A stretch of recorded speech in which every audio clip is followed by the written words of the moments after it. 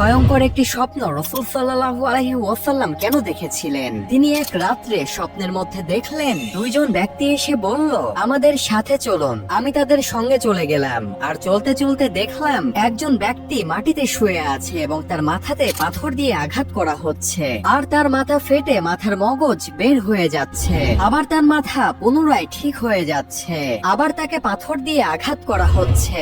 এমন ভাবে বারবার একই জিনিস চলতেই থাকছে।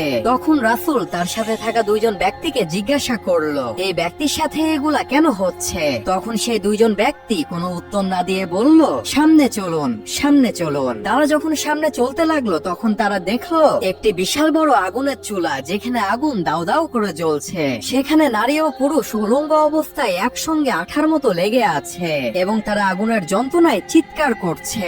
তাদের সঙ্গে এমন কেন করা হচ্ছিল? পুরো ঘটনা জানতে সাবস্ক্রাইব করে কমেন্ট করুন পার্ট 2।